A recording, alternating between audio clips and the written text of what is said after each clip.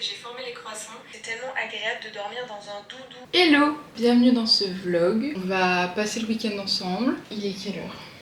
8h42. À 10h30 j'ai rendez-vous pour refaire mes ongles. Je sais pas encore ce que je vais faire. Peut-être une French rouge? Est-ce que c'est moi une French rouge? Je suis pas sûre. Ou un chromé argenté. C'est pas trop la saison non plus. Ou un truc rose, une French rose. Ok, on est au printemps, mais peut-être il n'y a pas besoin d'être autant premier degré. Je sais pas. En tous les cas, 10h30, je refais mes ongles. Avant ça, j'aimerais passer dans un magasin de sport pour m'acheter des baskets de running. Après, je vais faire des courses. Et voilà le programme de ce matin. Parce que pour l'instant, j'ai ça. Petit nacré, un peu rosé, tout simple. C'est très cute. En vrai, il y a un monde où je refais ça. Je sais pas. Petit outfit. C'est parti.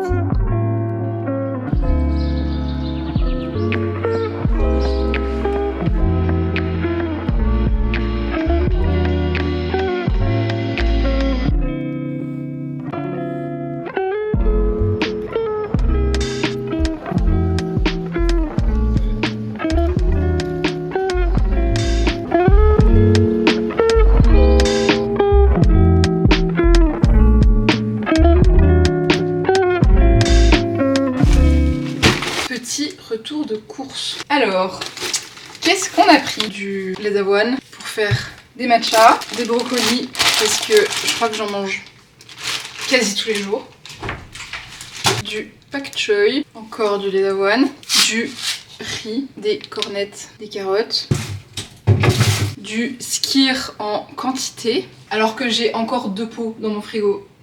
Bref, du jus de citron vert parce que je bois ça au réveil tous les matins.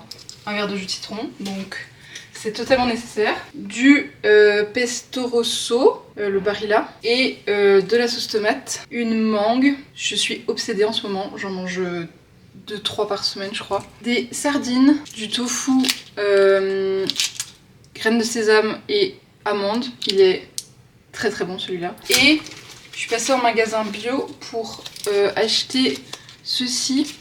Les Typhoon, c'est ça. J'en entends que du bien. Et j'ai une pote qui me les a recommandés l'autre jour, donc on va tester. Donc ça c'est mes grosses courses de la semaine. Et les aliments qui sont plus périssables, genre fruits et protéines animales, je les achète au fur et à mesure dans la semaine. Donc voilà. Ça m'a coûté 22, 42, 52 francs. Et je crois qu'en moyenne, je suis à 90 francs de courses par semaine. Donc, une bonne chose de faite. Je vous ai montré mes ongles, mais je sais pas si on les voyait bien. Je sais pas si on les voit mieux ici, mais... J'ai refait sensiblement la même chose, mais un peu plus rosé. C'est cute. Et j'ai acheté mes baskets. Peut-être je vous les montre pas dans ma cuisine. Peut-être. Attendez, on va bouger. Tada! C'est des Saucony.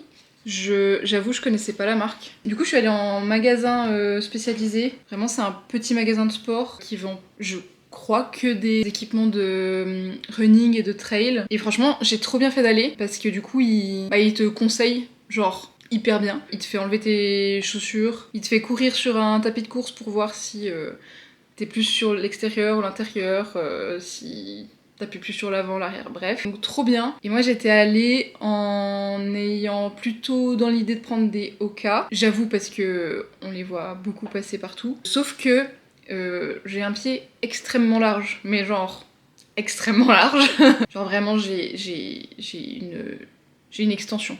Une annexe sur mon pied. On est beaucoup à voir ça, d'accord? Bref, il m'a dit que avec un pied large comme ça, c'était pas une très bonne idée les Hoka parce qu'en fait elles sont très étroites. Du coup il m'a fait essayer les Saucony du coup. Et effectivement elles sont vraiment très très bien. D'ailleurs ça m'a trop fait rire parce que donc il m'a fait enlever mes chaussures. Puis je lui dis bah voilà j'ai cette particularité de pied. Et vraiment il s'est planté devant moi et il était là.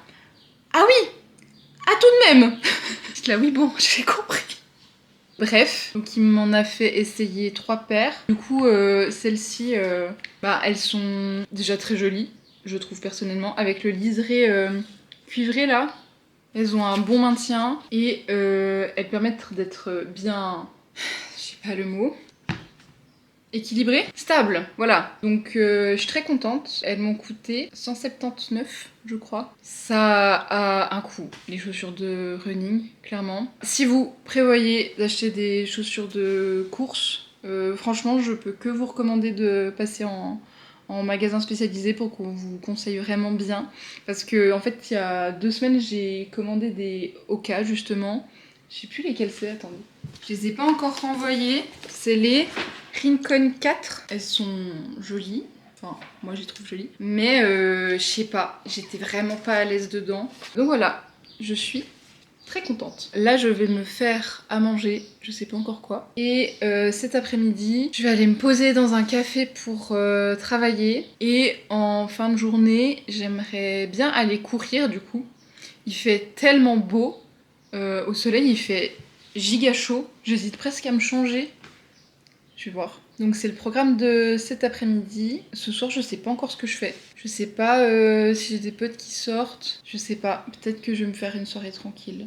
On verra. Déjà, manger et aller travailler. Et courir.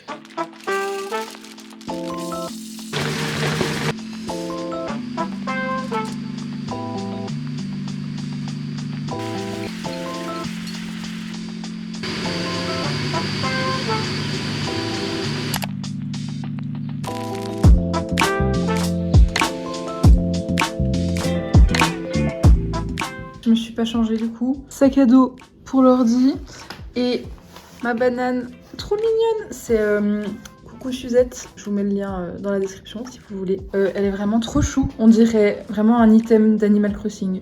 J'adore. C'est parti.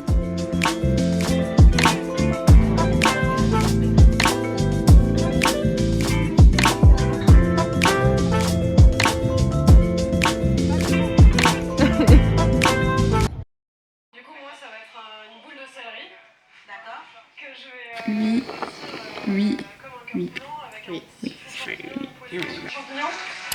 En fait, ça va me servir à collimateur. Sur mon feuille de riz, je vais mettre plein de petites feuilles.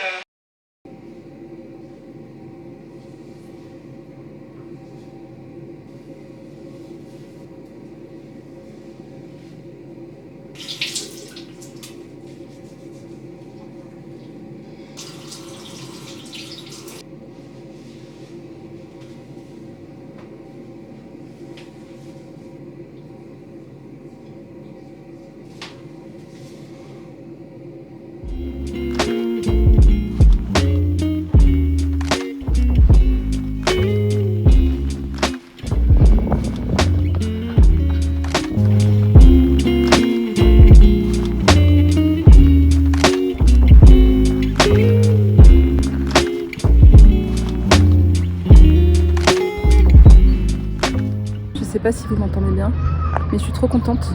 J'ai rallongé mon parcours aujourd'hui et pas n'importe quelle partie de parcours. J'ai rajouté une montée. Je suis trop contente. Là, je vais redescendre en ville. Vous avez vu, là, on est un peu en hauteur de la ville. Je vais acheter du pain au marché, je pense. Et je vais passer dans une petite épicerie japonaise qui a ouvert là aujourd'hui à 9h. Puis on va rentrer.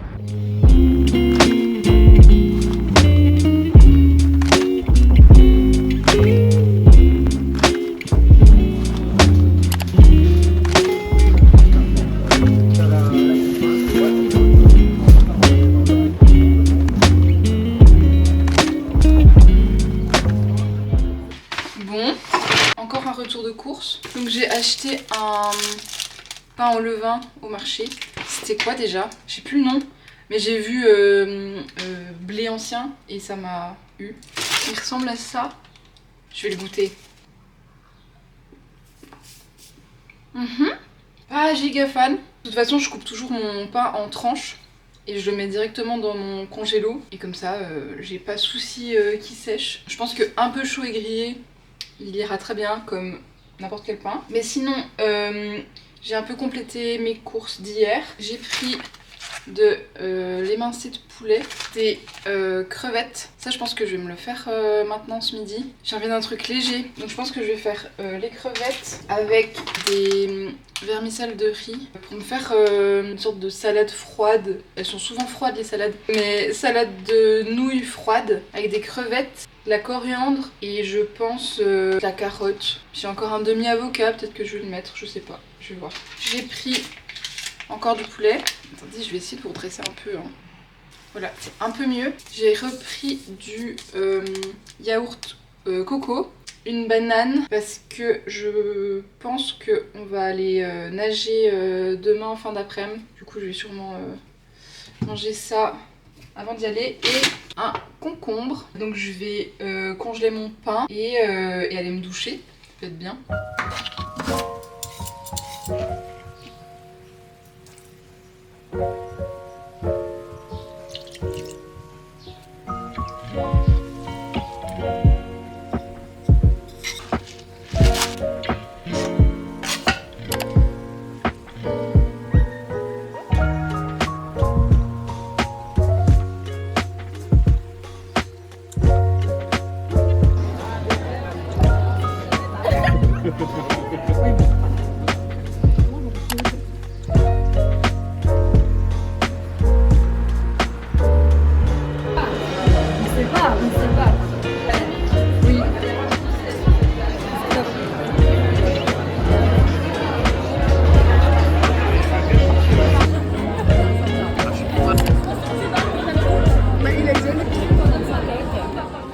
Ils viennent du bout du monde en portant avec eux des idées vagabondes, reflet le ciel bleu de mirage. Aujourd'hui, je vais vous apprendre comment revitaliser vos plantes et vos arbres grâce à la danse de forêt. Là, je revitalise mon châtaignier Bruno grâce à la danse, la forêt et la solitude. La danse, la forêt et la solitude.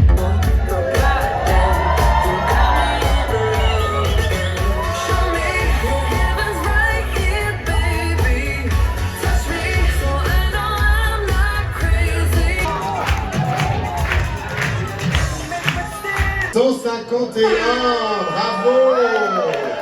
Mais qu'est-ce qu'il a, mon corps de femme, pour qu'on ne cesse de l'emmerder, pour que toujours dans les réclames on m'y invite à le changer. Mais qu'est-ce qu'il a, mon corps de femme, pour qu'on le voit comme un objet. Si vous voulez le fond de ma pensée, mon corps est parfait comme il est.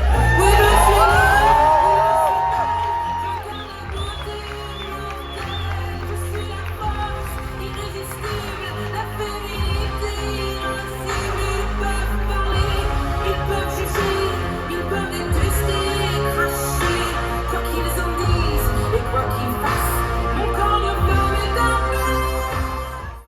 suis qui sont des bonnes lectures, on voit ce qui peut clocher et les petites choses que j'aime peut-être un peu moins.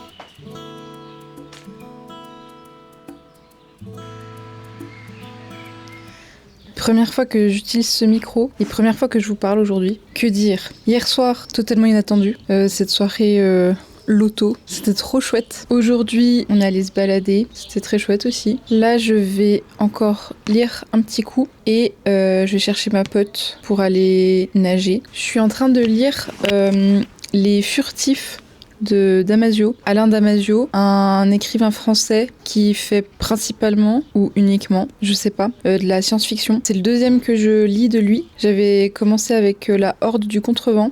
J'adore Damasio. C'est de la SF politique, ou politisée en tout cas. C'est toujours des romans chorales, parce qu'il adore avoir une immense palette de personnages. Lui, son truc, c'est de vraiment faire des exercices de style, c'est-à-dire que chaque personnage a vraiment sa manière de s'exprimer, à tel point que La Horde du Contrevent, je crois qu'il y a genre 15 ou 20 personnages. En fait, plus t'avances dans le livre, plus tu te familiarises avec le style de chaque personnage, et en fait, t'arrives à un point où t'as même plus besoin de regarder le petit signe au début du paragraphe où un personnage commence à s'exprimer, parce que chaque personnage a un signe distinctif. T'arrives à un point où, juste en lisant le paragraphe, juste au style, tu sais de quel personnage il s'agit. Rien que pour ça, chapeau bas. Les Furtifs, ça se passe en genre 2050, mais on s'en fout un peu, juste ça se passe dans le futur. Je crois que c'est pas précisé exactement l'année dans laquelle ça se déroule. C'est l'histoire de Lorca, un quarantenaire qui a été recruté à l'armée et qui est formé à traquer les furtifs. Ce sont des petits animaux très particuliers car ils meurent quand on les regarde. Donc forcément, ils ont développé des systèmes de fuite, d'où leur nom, les furtifs, pour échapper à la vue des humains. Et donc dans l'armée, il y a un département dédié à la chasse des furtifs. Pourquoi l'armée s'intéresse aux furtifs ? Parce que s'ils arrivent à en choper un et à analyser son ADN, potentiellement ils pourront réutiliser ces particularités-là à des fins militaires. On adore. Donc Lorca intègre l'équipe qui chasse les furtifs. On apprend assez vite que il est séparé de sa femme, et la raison de leur séparation, ça a été la disparition de leur fille Tishka, qui avait l'âge de 4 ans. Et ça les a détruits. Ils n'ont pas réussi à rester ensemble. Et on les retrouve à un moment donné où ils reprennent contact, les deux. Et au fur et à mesure que l'histoire avance, on se rend compte qu'il y a peut-être une possibilité que leur fille, Tishka, soit encore en vie. Et donc on va suivre cette quête pour retrouver leur fille. Je suis à un peu plus de la moitié. Je suis à 500 pages sur, je crois, genre 900. Ouais, c'est ça. Donc c'est un beau pavé. J'adore Damasio, premièrement pour sa plume. Il a une plume très particulière. Je crois que La Horde du Contrevent, j'ai mis une demi-heure à lire les 10 premières pages. Genre vraiment, c'est très très très particulier. En fait, il réinvente la grammaire, il invente carrément des mots, et c'est pas du tout naturel, mais vraiment une écriture très particulière. Donc c'est pas des livres reposants, rien que pour ça. Genre vraiment, tu dois quand même un peu te concentrer, et faut apprendre à se laisser porter aussi. Parce qu'au début, moi, l'erreur que j'ai faite avec Damasio, et je pense ne pas être la seule, c'est que j'essayais de comprendre chaque mot et d'en faire sens. Et en fait, tu te perds et tu sais même plus ce que tu lis. Alors qu'en fait, tu dois un peu, pas lire en diagonale, mais en fait, tu dois un peu lire rapidement, parce que c'est ça qui veut aussi donner comme effet, c'est te laisser porter par l'écriture et que tu ressentes en fait les personnages. Il a vraiment une écriture de la sensorialité. Rien que dans Les Furtifs, il y a tout un travail sur le son, parce que du coup les furtifs meurent quand on les voit, donc vous imaginez bien que il y a tout un aspect auditif. Il fait vraiment tout un travail de spatialisation du son qui est fou. Enfin vraiment, tu vois les pièces et tu vois d'où viennent les sons, et il a une manière de les décrire. Enfin, tout est... C'est tellement fin, je trouve, comme plume. C'est vraiment de la haute littérature, je trouve. Enfin, c'est magnifique. Je trouve que c'est très dur d'expliquer ce que c'est Damasio. Mais voilà, j'essaye avec mes mots. Donc j'aime Damasio déjà pour ça, juste pour son écriture. Et ensuite, les histoires. Je lis pas beaucoup de romans chorales. Bon, déjà parce que c'est pas ce qui se fait le plus, mais aussi parce que c'est pas spécialement un truc qui m'attire habituellement. Mais lui, je sais pas, il est sociologue. C'est ça, hein. Je dis pas de bêtises. Ethnologue ? Non, il est sociologue, je sais pas. Il me semble qu'il est sociologue. Bref. Et ça se ressent de ouf. Parce que justement, en fait, il aime dépeindre des sociologies. Vraiment, il prend des personnages, souvent au premier abord caricaturaux, mais il en fait très vite des personnages beaucoup plus complexes que ce qu'on croit. Il est sociologue, donc il n'essentialise personne. Dans La Horde du Contrevent, il y a le personnage... comment il s'appelle ? Je sais plus son nom. Mais c'est celui qui mène la Horde. C'est vraiment une armoire à glace. Il est ultra misogyne, ultra beauf. Lui, il a qu'un but, c'est avancer quoi qu'il arrive. Et il est assez exécrable. Il insulte les meufs, il les frappe. Enfin, vraiment une grosse merde. Et même ce personnage, Damasio, il arrive à pas te le faire aimer quand même. Faut pas abuser. Mais il le dépeint et en fait, il explique d'où il vient. Il a dû tuer son frère de ses propres mains. Un père ultra maltraitant. Et je trouve qu'il arrive à amener ça pour tous ses personnages. Et du coup, tout le monde devient déjà très intéressant. Mais en plus, je trouve que tu tombes pas dans le ah, lui il est méchant, lui il est gentil. C'est pas ça, c'est juste les gens existent. Ah, c'était mon réveil au cas où je faisais une sieste. Et non, hop là. Qu'est-ce que je disais ? Oui, il porte pas de jugement sur ses personnages. C'est comme dans la vraie vie. On vit dans une société et on est écrasé par le système. On a chacune nos sociologies, nos expériences propres, la manière dont on les a process et ce qu'on en fait. Et je trouve qu'il met vraiment ça en avant dans ses livres. C'est marrant aussi, des fois, il se tape un peu des délires de sociologue, genre dans Les Furtifs. À un moment donné, il décrit une communauté qui est au milieu de la ville et qui habite genre sur un îlot au milieu d'une rivière. Et vraiment, c'est vraiment une étude ethnologique, quoi. Et je lisais ça, j'étais là, d'accord, ok. C'est pas ça que je venais chercher, mais d'accord. Je disais, c'est de la SF politisée. Pareil, il contextualise tout. Tu sens qu'il s'y connaît quand même en système de domination, les systèmes autoritaires. Dans Les Furtifs, la police est très présente. Et il a pas un regard très positif dessus. Tout ce que je vous dis, on le sait très très vite. Hein. Donc c'est vraiment une dystopie ultra libérale. Les villes peuvent se faire racheter par des entreprises. Paris s'est fait acheter par LVMH, par exemple. Et du coup, la police aussi est devenue privée. Enfin bref, tout a été privatisé. Qu'est-ce qui se passe si on pousse la privatisation à l'extrême ? Et en fait, il dépeint ça. Genre, un exemple, quand t'es citoyen, tu payes un abonnement. Puis selon ton niveau d'abonnement, en fait, ça définit où tu peux habiter dans la ville, par quelle voie tu peux passer, quelle rue et quel transport public tu peux prendre ou pas. Je pense que je vous ferai une vidéo où je vous parlerai de toutes mes lectures depuis ce début d'année. Mais voilà, si vous aimez la SF et que ça vous intéresse de lire du politique, mais pas de se lancer dans des essais ou quoi, franchement, je vous conseille grave Damasio. Faut un peu s'accrocher au début, c'est un peu particulier. Mais y a grave moyen que ça vous plaise. Voilà, donc il est 17h04.